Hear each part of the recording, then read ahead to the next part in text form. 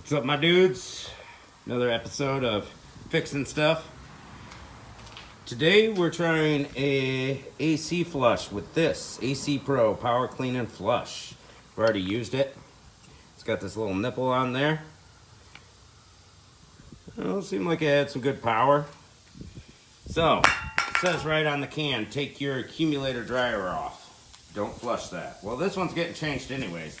Old orifice tube was plugged up with junk. Here's my new orifice tube right here. The old one came out in pieces. Had to use small pliers and just pick away at it, and I got it all out. But I blew some compressed air in from the other side to help it come out too. So there's our new part right there. We got, I already changed this stud over and this pressure sensor here.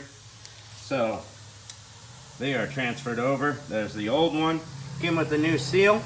Always change all your seals when you take apart AC. We got some new seals there that came with it. And we got a hose that I took off. Cleaned out. So that big hose came from the air compressor right down there. And it attached up here.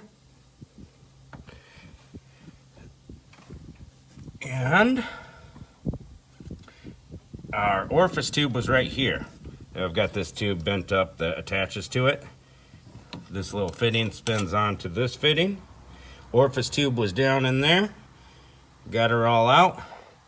So we've got to put the orifice tube back in here. Connect it up. New seal.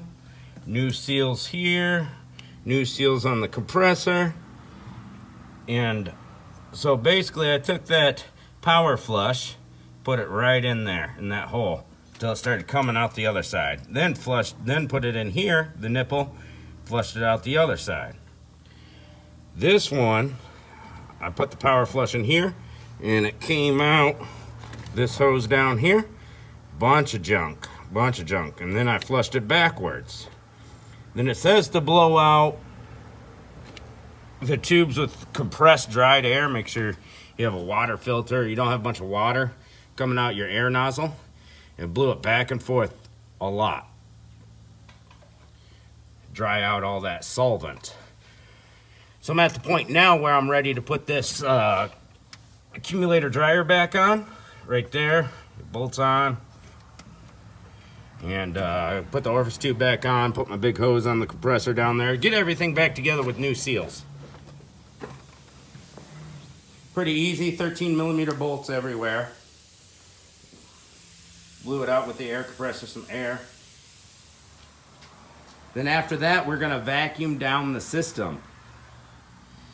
You can buy a cheap vacuumer from like Harbor Freight. I think they're like 12 bucks or something.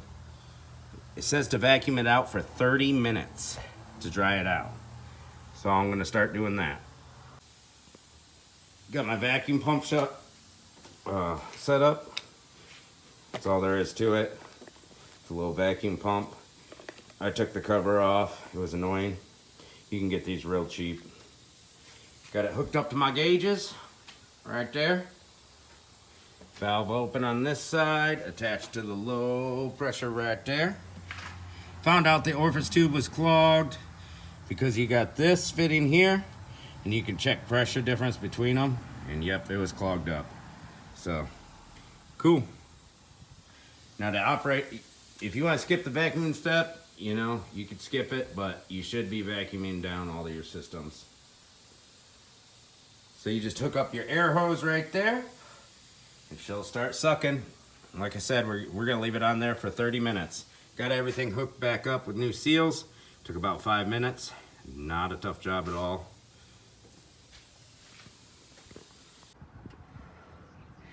.8 pounds, R134 go in this. If you got the Denso compressor, it is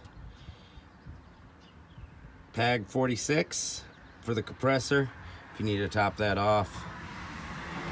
HT6 compressor is PAG 150 oil. So we got her all charged up with the 1.8 pounds because the system was totally evacuated. And it is ice cold again so far. Hopefully I got all that junk out of there. So the job is all done.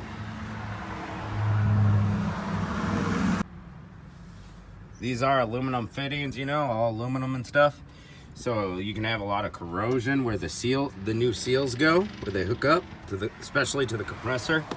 I like to use a little wire brush, real thin wire brush on my Dremel tool. Cleans them up real nice and good.